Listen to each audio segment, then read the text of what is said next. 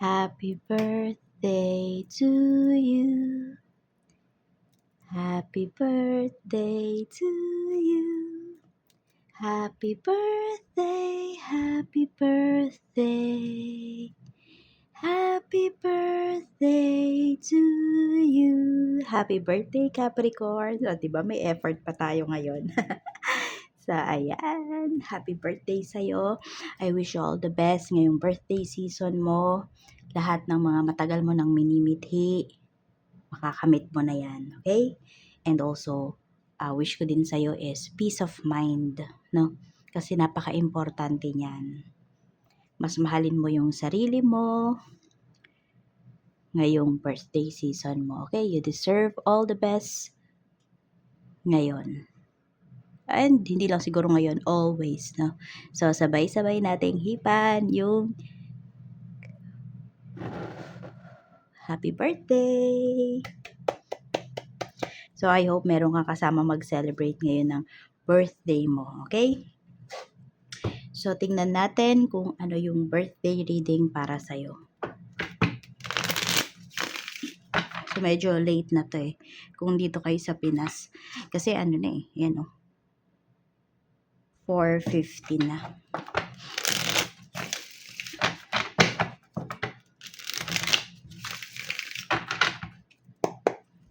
Tingnan muna natin yung energy around your birthday season. We have 4 of Swords. Meron tayong 5 of Swords. Puro swords yung energy natin. So, meron ba dito hindi kayo masyadong kampante ngayon? Or may mga worries kayo? Yan yung nararamdaman ninyo ngayong birthday season po ninyo. Pwede kasi na may mga expectations sa'yo yung ibang tao o yung mga family members mo, ganyan. And also, meron din kasi dito na scandalous na mga, or hindi scandalous eh. Pero may mga sinasabi sa'yo dito yung ibang tao. More on ini-issue ka nila. Ayan, may mga issues dito. Pero 'di ba sabi ko nga sa iyo, peace of mind. Ayan oh. Kung alam mo naman na hindi totoo yung mga sinasabi ng mga tao na to, just let go. Hayaan mo na sila. Basta focus ka sa peace of mind mo. Focus ka sa mga magagandang bagay na nangyayari sa iyo ngayon. So, yan, may nahalo pala. Tignan natin angel message para sa iyo. Meron tayo ditong healthy lifestyle. Sabi dito ni Archangel Raphael, eat a healthful diet, get adequate sleep, and exercise regularly for optimal health.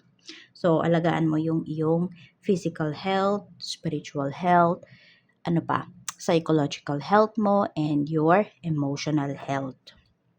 So, napaka-importante niyan. Tignan natin ano-ano yung mga blessings na paparating sa'yo. Blessings po na paparating for Capricorn. So, wala akong spread ngayon. Kung ano lang yung maisipan ko, yun yung tatanong natin. Okay, we have the Sun. We have Page of Pentacles. Kung nag-a-apply po kayo ng trabaho, ayan, Capricorn, or meron dito, meron na kayong current job eh. More on, sideline, ganyan po. Second job, third job, makukuha po kayo. Ayan, no. Basta may good news na paparating sa inyo dito. At yung good news na yon, magdadala yun sa inyo ng other source of income. Meron tayong King of Cups. So, feel mo ba ang love around you? We have Death card. So, may pagbabago rin dito. Pwedeng ito about sa relationship mo. May malaking pagbabago ka na makikita towards your person. So, ito kung dati naniniwala siya pag may mga naninira sa'yo, yung mabilis ba siyang ma-persuade, ganyan, mabilis ma-corrupt yung mind niya. Ngayon, hindi. Talagang, ayan mapi-feel mo na mas love ka ng person mo. Pwede rin ito ay father figure ito. Okay? Yan. Could be your father or brother mo to. Basta makikita mo yung pagbabago nila. We have Queen of Pentacles. So, pinapakita rin dito maganda yung kaperahan mo. Ayan. So, tuloy-tuloy mo lang kung ikaw ay nag-iipon. Madami kang mai-invest. Hindi lang ngayong birthday season mo. Okay, so 3 birthday season mo, makikita mo yung mga investments mo. So, ngayon, di ba, pinapanood mo to, 3 birthday season pa. So, 3 birthday season mo pa yung mafe-feel mo, no? Mararanasan mo. Tapos, maglo-look back ka, makikita mo na ang dami mo na palang investments, ang dami na palang nagbago sa life mo. Kaya, be patient then with yourself. Okay, ano yung tingin sa'yo ng mga tao sa paligid mo ngayon, okay? We have the world. Iniisip nila na nasa'yo na lahat. Yan na you are complete na. So, pwedeng yun na talaga yung nakikita nila kasi yun yung pinapakita mo sa kanila. Oo. Pwede ngayon kasi, Capricorn, hindi ka na masyadong nagpo-post sa social media accounts mo. Hindi katulad before, no? Na parang konting may hindi lang magandang nangyari sa life mo, pinopost mo, or nagpo-post ka ng mga quotes, mga ganyan. Ngayon, tahimik ka lang dito. Kaya din, inaakala ng mga tao sa paligid mo na okay ka na. So, yan yung tingin nila sa'yo ngayon. Wala kang problema. Iniisip nila na nalagpasan mo na yung mga problems mo. Kaya din may mga tao din naman dito na nagbibigay ng problema sa'yo. Ginagawan ka ng issues. Tingnan natin kamusta yung magiging kaperahan mo ngayong birthday season mo. We have 5 of Cups. Meron ka kailangang i-review dito. Queen of Wands. May babaeng involved dito pagdating sa kaperahan mo. Medyo pagsisisihan mo to eh. So, ingat ka sa paglalabas ng pera ngayong birthday season. Meron kang pagkakatiwalaan dito. Ayan. Lolokohin ka nito. Oo. Knight of Swords. Mabilis ka magtitiwala sa tao na to. Ingat ka ha kung sino man to na makakausap mo. Mabilis ka nitong mapapersuade. So, parang nagkabaliktad naman kayo ng energy ng tao na to. Diba? Ito naman ngayon yung hindi mabilis ma-persuade. Pero, ayan. So, could be, ito ay fire signs, Aries, Leo, Sagittarius. Meron ding lumalabas na Gemini dito and Cancer.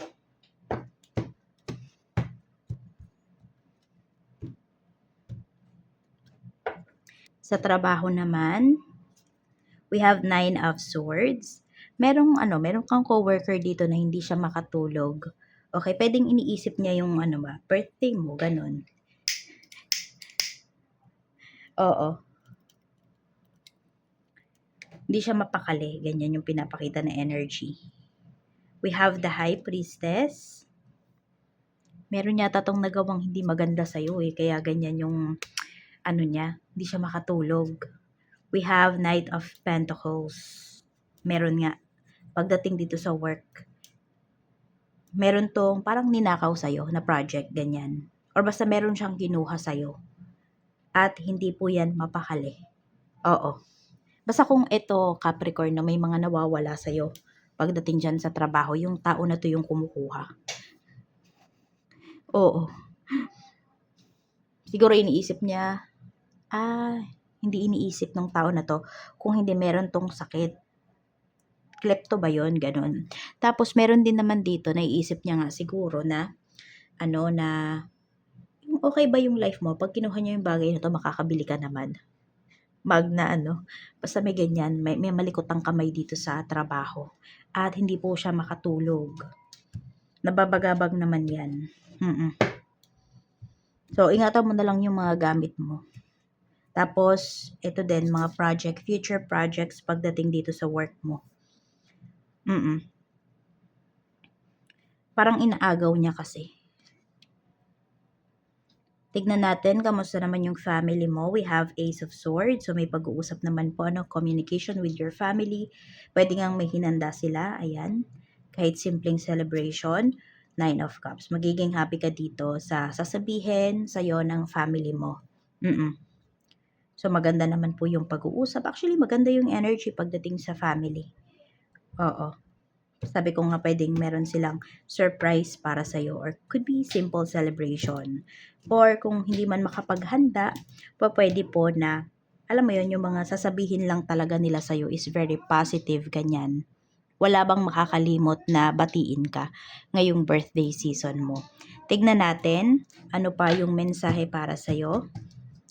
Pagdating naman sa okay, so friends. Ayan, tignan natin. Kamusta yung friends mo? We have 5 of Wands. Naku, mukhang may naiinggit sa'yo dito ng mga kaibigan. Pero tignan natin kung naiinggit ba talaga ito. We have the Moon and meron tayo ditong 10 of Cups. Okay, may naiinggit nga sa'yo dito na kaibigan. May pinag-uusapan. So, pwedeng ito yun, no? 5 of Swords. At ito din yun, yung, di ba may babae na involved dito? Pwedeng, ayan, siya yung hindi mo dapat pagkatiwalaan. So, naiinggit to sa'yo kasi nga feeling talaga nila na sa'yo na yung lahat. Capricorn, ganyan. Tignan natin, okay? So, ayan ha. Ingat ka sa kaibigan mo. May naiinggit sa'yo rito. Sa kanila ka dapat hindi mas magtiwala. Love life naman sa mga single, tingnan natin kamusta. We have the Empress. So, alagaan nyo lang po ng alagaan yung inyong sarili. Focus your time, your energy sa inyo pong sarili. Improve nyo pa yung sarili nyo. Wala pa masyadong pinapakita dito na, wala pa. Hindi mo pa nami-meet yung soulmate mo, yung taong para sa'yo. So, focus ka lang sa sarili mo muna. And meron po dito, no, more on, pwedeng nasa malayo. Okay, so hindi nyo pa nga nakikita. Foreigner, or pwedeng nagtatrabaho sa malayo po sa ibang bansa yung inyong ka-deal ay yung inyong makakatuluyan. Sa mga in a relationship, we have 8 of Swords. Meron tayong 3 of Pentacles. Ayan po. Nakikita naman, pinapakita naman dito, ikaw na lang talaga yung gustong makasama ng person mo for life. Kaya lang kasi may toxic energy dito. So, meron kailangang baguhin, meron kayong kailangang pag-usapan, kailangang ayusin dito sa inyong relasyon. Sa mga mag-asawa naman po, we have 2 of Wands and meron tayo ditong Temperance. Kung kayo po ay mayroong mga inaayos, no, legalities, mga papers, okay, pag-travel, medyo matagal-tagal pa yung pinapakita dito. So, may mga challenges pa. Masabi natin na hindi siya ganun ka-smooth kung may inaayos po kayo. Pagpunta ng ibang bansa, pagtira sa ibang bansa. At sa mga naman, single mom, single dad natin dyan, we have King of Swords. We have the Fool. So, maging maingat daw po kayo ha, kung meron kayong mga kikilalanin dito. Pero meron po magseseryoso sa inyo.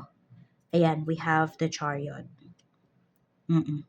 Basta kilalanin mo lang kasi meron din pinapakitang energy dito. Baka ma-involve po kayo sa third party.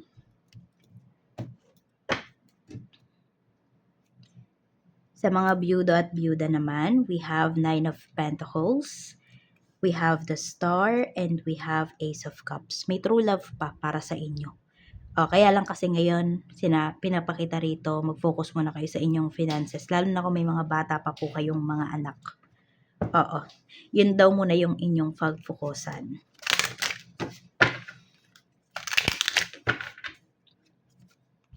We have protection. Ayan. So, protected, guided po kayo ni universe.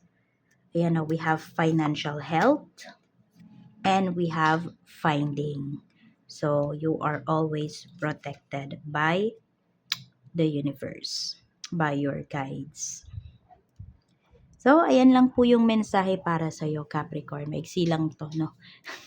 Hindi kasi ako nakagawa ng spread, kaya, ng tarot spread ba? Kaya, ito na lang muna, no?